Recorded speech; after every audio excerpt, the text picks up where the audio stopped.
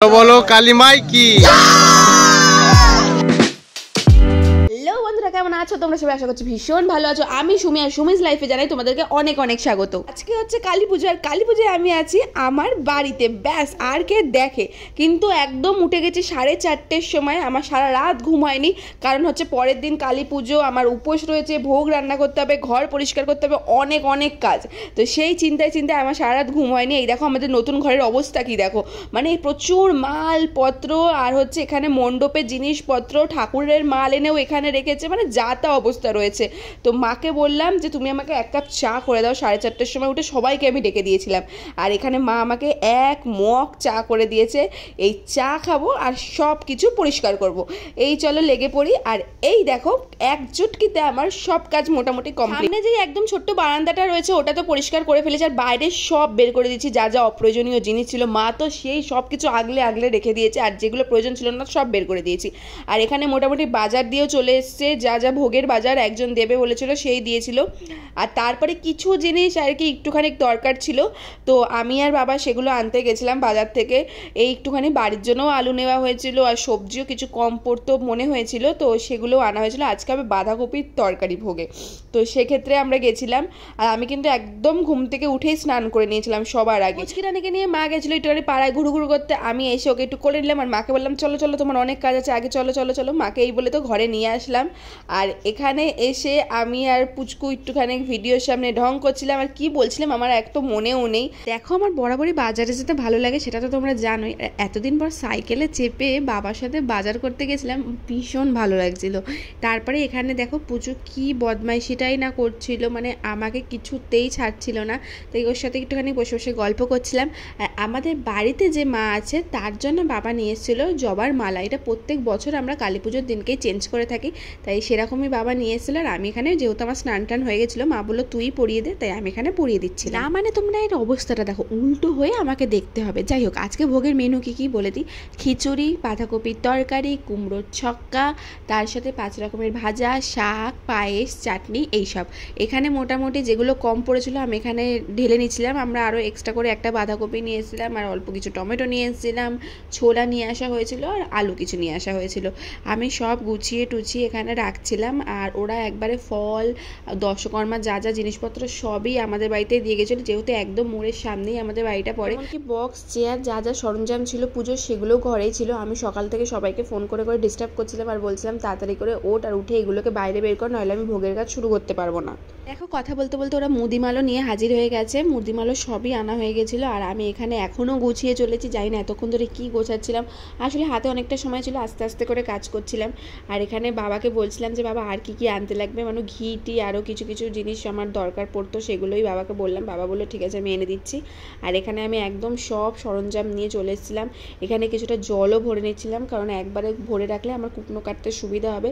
বসে বসে একবারে প্রথমে কুটনোটা কেটে নেবো, মাও হেল্প করবে, আমি মা বাবা 3 জন মিলেই করব। বাবা তো বেসিক্যালি বলছিল আমি কিছু করব না, আমি কিছু করব না, আমার 3টে পুজো রয়েছে, মানে আমাদের মণ্ডপের পুজোটাও বাবাই করে। তো আমি আর মা খুব ভালো করেই জানি যে বাবা প্রত্যেকবারই এই কথাটা বলে যে আমি করব না, আমি করব না। শেষমেশ খিচুড়ি ভোগটা বাবাই করে থাকে, তো বাদ বাকি যেগুলো আছে আমি আর মা সেরে ফেলি, যেমন পায়েস আর চাটনির ভাগটা মার থাকে, আর আমি টুকটাক গুছিয়ে গাছিয়ে দিই, কে কী লাগবে না লাগবে এটা এনে দিই, আর হচ্ছে কুটনো কাটি, এইসব সব এক জায়গায় গুছিয়ে আমি সব ঘরে গঙ্গার জল ছিটিয়ে নিচ্ছিলাম, যাতে সব কিছু শুদ্ধ হয়ে যায়, একদম পরিষ্কার পরিচ্ছন্ন করে। আর ওই দিকে দেখো মাও চলে এসছে, মার কাজও কমপ্লিট হয়ে গেছিলো। এবার ঠাকুরের নাম নিয়ে মায়ের আরাধনা করতে করতে আমি ভোগটা শুরু করব। ভালোভাবে সব কিছু প্রণাম করে নিচ্ছিলাম, কারণ এটা করাটা উচিত, একটা পজিটিভিটি কাজ করে ভেতর থেকে। আর দেখো সব নিয়ে বসেছি, মোটামুটি আমার কুটনো কাটা শেষের দিকেই ছিল, এখানে বাবা একটু হেল্প করে দিচ্ছিলো আমাকে। জানো তো এই দিনকে আমাদের একদমই বাড়িতে রান্নাবান্না হয় না বললেই চলে, মোটামুটি সিদ্ধ ভাত হলেই হয়ে যায়। আমি তো আমার শাশুড়ি মাকে বলেছিলাম যে মা একটুখানি তরকারি পাঠানোর জন্য, কারণ বোন আর ঠাম্মা তো খাবে, তো মা পাঠিয়েও দিয়েছিল। বাট তন্ময়ের আস্তে আস্তে আবার অনেকটা লেট হয়ে গেছিলো, ওই দুপুরে তো ওরা সিদ্ধ ভাতই খেয়ে নিয়েছিল, রাতে যেহেতু পুজো হতে হতে আবার অনেকটা দেরি হয়ে যায়, তরকারিটা রাতের বেলা লেগে গেছিলো। আর এদিকে দেখো মা বসে গেছে, এখানে প্রথমে পায়েস বসিয়েছিল আর চাটনিও আমি সব রেডি করে দিয়েছিলাম। আর তারপরে আমি আরও একবার গা ধুয়ে নিয়েছিলাম, কারণ বেশ গরম লাগছিল। আবারও গাটা ধোয়ার পর তারপরে আমি এখানে ভাজাভুজি করতে লেগে গেছিলাম। এই কড়াইটা কিন্তু আমি নতুন কিনেছি, তোমরা জানিও কেমন হয়েছে। আর এই ভোগ দিয়েই আমার উদ্বোধন হচ্ছে কড়াইটা। আমি ভীষণ খুশি হয়েছি যে মায়ের ভোগের মানে ছোঁয়াতে আমার এই কড়াইটা উদ্বোধন হলো। বেসিক্যালি এটা নিরামিষ কড়াই, আমি এই পুজোর কাজবাজ করবার জন্যই আর কি কিনেছিলাম। ভাজার মধ্যে ছিল পটল ভাজা, বেগুন ভাজা, ফুলকপি ভাজা, কাঁকরোল ভাজা, শাক ভাজা, আর মোটামুটি মনে পড়ছে না কি কি ছিল। তরকারি রেডি হয়ে গেছে, এখানে ভাজাভুজি হচ্ছে, তাই তো ওইখানে শাক হবে। আর এই হচ্ছে, আর তাছাড়া ঘরের অবস্থা এই যে, ওখানে হচ্ছে হলো ডাল সিদ্ধ। ম্যাও শুয়ে আছে। বুঝতেই তো পারলে ভয়েসটা কার, ভয়েসটা হচ্ছে আমার বোনের। আর ওকেই বলেছিলাম একটুখানি ভিডিও টিডিও করিস, কারণ আমি তো মাঝে মাঝে ভুলে যাই। আর তারপরে সবাই যাচ্ছিলো ঠাকুর আনতে, আমার ঠাকুর আনতে যাওয়ার কথা ছিল, কিন্তু আমার কাজ যেহেতু কমপ্লিট হয়নি তাই আমি আর যেতে পারিনি। এখানে বোনই গেছিলো, আর আমি বলেছিলাম ক্যামেরাটা নিয়ে যা, তুই একটুখানি ভিডিও করে নিয়ে আসিস।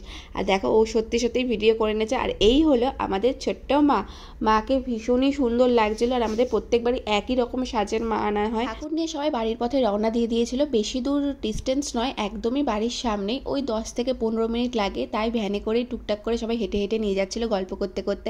আমি মিস করছিলাম, যাওয়ার তো ভীষণই মন ছিল, আগে থেকে প্ল্যানও করে রেখেছিলাম শাড়ি পরবো, মাকে বরণ করব, কিন্তু প্ল্যান মতন কিচ্ছুই হয়নি। একে তো হাতে এক গাদা কাজ ছিল, তারপরে মাথার চুল ভেজা, নাইটি পরা, মোটে আমার যেতে ইচ্ছা করছিল না সেই সময়টা।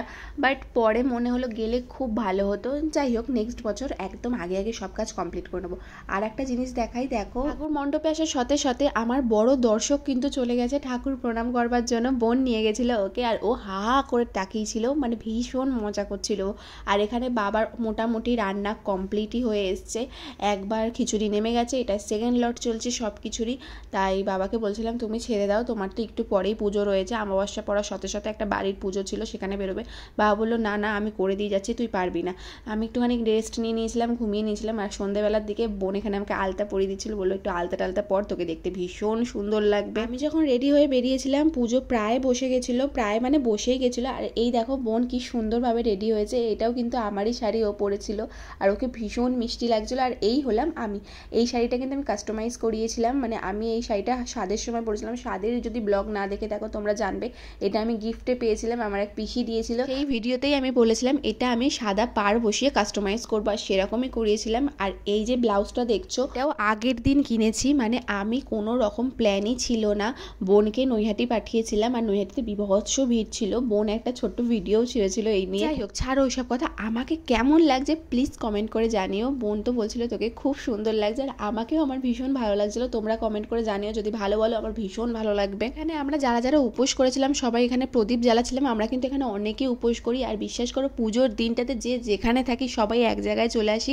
পাড়ার পুজোর মজাই আলাদা, সবারই হয়তো এখন বিয়ে হয়ে গেছে, কিন্তু এই পুজোর দিনটা আমরা সবাই একসাথে হয়ে যাই। এবার একে একে অঞ্জলি দেওয়া শুরু হয়ে গেছিলো। আমরা এখানে একটা ত্রিপল পেতে বসে পড়েছিলাম সবাই মিলে রাস্তার ওপরে, আর এটার কিন্তু আলাদাই একটা মজা, বিশ্বাস করো এই মজাটার ভাগ হবে না। মানে আমরা এত মজা করি পুজোর কটা দিন। এখন হয়তো আমরা সবাই বড় বড় হয়ে গেছি, বাট ছোটোবেলার থেকে ভীষণ মজা করি। এই হলো আমার বান্ধবী, ও এসেছিল, আর সবাই মিলে এখানে গল্প করছিলাম, আড্ডা মারছিলাম, আর অঞ্জলি কম দিচ্ছিলাম, হাসাহাসি বেশি করছিলাম, এই করছিলাম আর কি। এ এক মন্ত্র পড়ে, ও এক মন্ত্র পড়ে, এগুলোই মনে হয় একটা আলাদাই মজা। যাই হোক, সবার এখানে অঞ্জলি দেওয়া হয়ে গেছে, আর আমাকে দেখো কি ভক্তি ভরে মার কাছে প্রণাম করছি, বিশাল কিছু চাওয়ার ছিল ওই জন্য আর কি। তারপরে হাঁটতে হাঁটতে গেছিলাম একটু বাজি কিনতে, আমি বোন আর তন্ময় মিলে একটুখানি বাজি ফাটাবো। শব্দবাজিটা আমি একদমই পছন্দ করি না, নিজেও পছন্দ করি না, আর অন্য কেউ ফাটাক সেটাও ভালো লাগে না। আমি তো ভীষণ ভয় পাই, চমকে চমকে উঠি, আর আশেপাশেও কাউকে ফাটাতে দিই না। তাই তারাবাজি, রং মশলা এইসবই আনা হয়েছিল। ফানুসটা সেদিনকে পাইনি, পরে একদিন নিয়ে আসা হয়েছিল, আর আমরা প্রচুর ফানুস উড়িয়েছি। আর দেখো এখানে আমি কি মজা পাচ্ছিলাম, পুজো হয়ে গেছিলো, গান চলছিল, নাচছিলাম, আর এখানে বাজি ফাটাচ্ছিলাম। আর আমাদের এখানে কিন্তু ভীষণ নাচানাচি হয়। আর এখানে আমি একটুখানি ফটো তুলছিলাম, আমি না সবাই অল্প অল্প করে ফটো তুলছিল, ভিডিও করছিল। তো এইভাবেই মজার ছলে ছলে দিনটা কেটে যাচ্ছিল। তারপরে সবাই মিলে আবার একটু যজ্ঞেতেও বসেছিলাম। আমি ওখানে বাজি ফাটাচ্ছিলাম, বাবা আমাকে এমন ধমক দিল, আমি দৌড়াতে দৌড়াতে চলে এসেছি, ভাবলাম হয়তো কোনো কাজে লাগবে, তাই দেখো এরকম রাস্তার উপর বসেছিলাম, যজ্ঞ হবে সেটা দেখছিলাম। তারপরে যজ্ঞ হচ্ছিল, এখানে আমরা একটুখানি বসেছিলাম, গল্প করছিলাম, বেসিক্যালি আর তো কিছুই না। আর পুজো এবার আমাদের খুব একটা দেরি হয়নি, তাড়াতাড়ি হয়ে গেছিলো। পুজো হওয়ার পর সবাই একে একে আবার আমাদের বাড়িতে ভোগ খেতে যাবে, তার অ্যারেঞ্জমেন্ট করছিলাম, কিন্তু সেই ভিডিও ক্লিপ আমি নিতে ভুলে গেছি।